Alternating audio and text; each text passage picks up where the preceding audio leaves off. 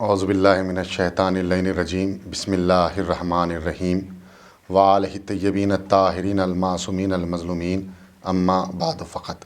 ناظرین کرام، السلام علیکم ورحمۃ اللہ وبرکاتہ۔ تمام تعریفیں اس خدا کے لیے جو عالمین کا رب ہے، وہ خدا جو تمام انسانوں کو رزق دینے والا ہے، وہ رحمان بھی ہے اور رحیم بھی ہے۔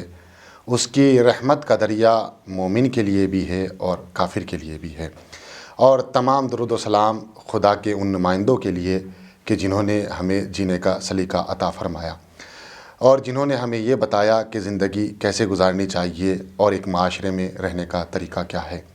اور تمام درود و سلام ان نبی اور اماموں کے لیے کہ جنہوں نے ہمیں بتایا کہ اگر ہمیں کھانا ہے تو کس چیز کا استعمال کرنا ہے، اور اگر ہمیں زندگی گزارنا ہے تو کیسے گزارنا ہے۔ ابھی جو میں آپ کے سامنے حاضر ہوا ہوں، امریکہ سے کچھ برادران کا سوال ہے۔ انہوں نے میوزک کے بارے میں مجھ سے سوال کیا کہ میوزک کیا ہے، آیا تمام طرح کا میوزک حرام ہے یا اس میں بھی اقسام ہے۔ میں اپنے ناظرین کو اس بات کی طرف متوجہ کرا دوں کہ غنا اور میوزک کے بارے میں معصومین علیہ الصلاۃ والسلام کے ارشادات کیا ہے۔ جیسے امام رضا علیہ الصلاۃ والسلام کتاب مستدرک الوسائل جلد نمبر 13 میں ارشاد فرماتے ہیں، استماع الاوتار من الکبائر، کہ میوزک کا سننا گناہان کبیرہ میں سے ہے۔ اس کے علاوہ دوسرے مقامات پر امام رضا علیہ الصلاۃ والسلام نے ارشاد فرمایا، بیت الغنا بیت لا تؤمن فیہ الفجیہ ولا تجاب فیہ الدعوہ ولا تدخلہ الملائکہ۔ ارشاد فرماتے ہیں کہ جس گھر میں گانا بجتا ہو، جس گھر میں غنا ہوتی ہو، وہ گھر مشکلوں سے امان میں نہیں رہ سکتا، یعنی اس گھر میں ہمیشہ مشکلیں رہیں گی، اور اس گھر میں کبھی کسی کی دعا قبول نہیں ہو سکتی، حتیٰ کہ ملائکہ بھی اس گھر میں نازل نہیں ہوتے۔ تو یہ غنا اور میوزک کے حوالے سے امام کے ارشادات ہے۔ اب میں اپنے ناظرین کو یہ بتا دوں کہ میوزک دو طرح کا ہوتا ہے۔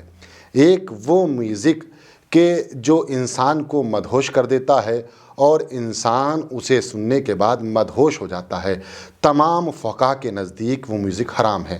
دوسرا میوزک وہ کہ جو انسان کو مدہوش نہیں کرتا، بلکہ وہ میوزک جنگ وغیرہ میں یا نشید وغیرہ میں استعمال ہوتا ہے، تو اس میوزک کے حوالے سے فقہاء کا نظریہ یہ ہے کہ وہ میوزک حلال ہے، جائز ہے اور حرام نہیں ہے۔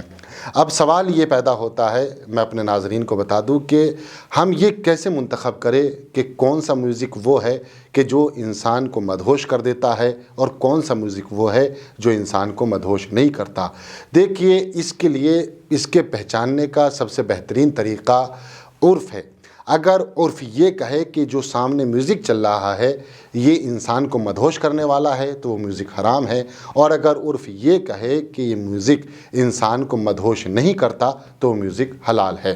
دوسرا سوال جو ہمارے ناظرین کی طرف سے ہمارے پاس آیا ہے، وہ سوال ہے جیلیٹین کے بارے میں، آیا اس کا کھانا جائز ہے یا اس کا کھانا جائز نہیں ہے۔ جیلیٹین یہ ایک طرح کی جیلی مٹھائی ٹائپ کی ہوتی ہے جسے بچے استعمال کرتے ہیں۔ جہاں تک فقہاء کا اس کے حوالے سے نظریہ ہے اور فقہاء کا فتویٰ ہے، وہ یہ ہے کہ جیلیٹین وہ حرام ہے کہ جس کے بنانے میں اس جانور کی چربی کا استعمال کیا گیا ہو کہ جس جانور کا گوشت کھانا حرام ہو۔ مثلا سور کے گوشت سے یا اس کی چربی سے اگر جیلیٹین کو بنایا گیا ہے تو اس کا کھانا حرام ہے، اور اگر ایسی چیز سے نہیں بنایا گیا تو اس کا کھانا حلال ہے۔ اور تیسرا سوال جو ہمارے ناظرین کی طرف سے آیا وہ رینٹ کے بارے میں ہے۔ رینٹ یعنی چربی جسے کہا جاتا ہے، آیا یہ حلال ہے یا حرام ہے۔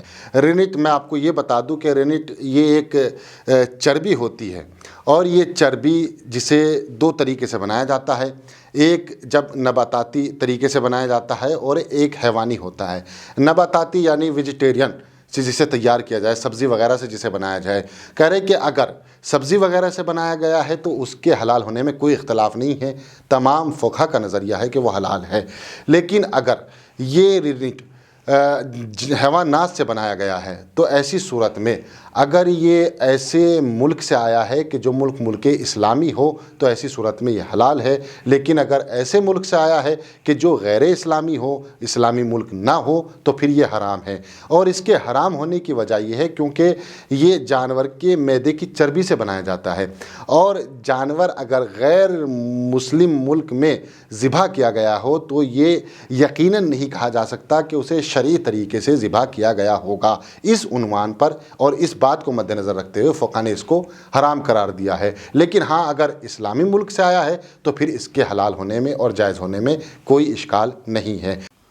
اور ہمارا چوتھا سوال یہ ہے، قربانی قریب ہے، عید کا دن قریب ہے، لوگوں کے سوال ہے کہ جب ہم کسی جانور کو ذبح کرتے ہیں تو اس کا کون سا خون نجس ہے اور کون سا خون پاک ہے۔ تو میں اپنے ناظرین کو بتا دوں کہ جب جانور کو ذبح کیا جاتا ہے، وہ خون جو اس کے جسم سے باہر نکل جائے وہ خون نجس ہوتا ہے، اور وہ خون جو جانور کے ذبیحہ کے اندر ہے وہ خون پاک ہوتا ہے۔ اب سوال یہ ہے کہ وہ خون جو باہر نکل گیا، جو نجس ہے، وہ انسان کے کپڑے پر لگ جائے تو کتنا کپڑے پر لگے تو نجس ہوگا؟ تو اس کے لیے جو علماء نے فتویٰ دیا وہ بتایا، تو وہ خون جو ذبیحہ کے جسم سے نکل رہا ہے، اگر وہ درہم بغلی یعنی انگوٹھے کی پور جتنا نشان انسان کے کپڑے پر بن جائے تو پھر خون نجس ہے، اور اگر اس سے کم ہو تو پھر نجس کپڑا نہیں ہوگا۔ پانچواں سوال جو مومنین کرام کی طرف سے ہمارے پاس آیا ہے وہ یہ ہے کہ وہ عورت جو حالت حیض میں ہو، آیا وہ نظر امام یا تبرک بنا سکتی ہے کہ نہیں بنا سکتی؟ تو اس کے بارے میں حکم یہ ہے کہ تبرک بنانے میں اور نظر کا تبرک بنانے میں کوئی حرج نہیں ہے، وہ عورت بنا سکتی ہے، کوئی اشکال نہیں ہے۔ یہ وہ سوال تھے جو مومنین نے ہم سے کیے، اور جس طرح جتنا ممکن ہو سکا ہم نے ان کے جوابات پیش کیے، اور امید ہے انشاءاللہ آگے بھی مومنین ہم سے سوال کرتے رہیں گے، اپنے فقہی مسائل اور اپنے شرعی مسائل ہم سے دریافت کرتے رہیں۔ ہم انشاءاللہ سرزمین نجف سے ان کے مسائل کو اور ان کے اشکالات کو دور کرنے کی مکمل کوشش کریں گے۔ وآخر الدعوانا ان الحمد للہ رب العالمین۔ شكرا يا ربي شكرا، هديت قلبي شكرا.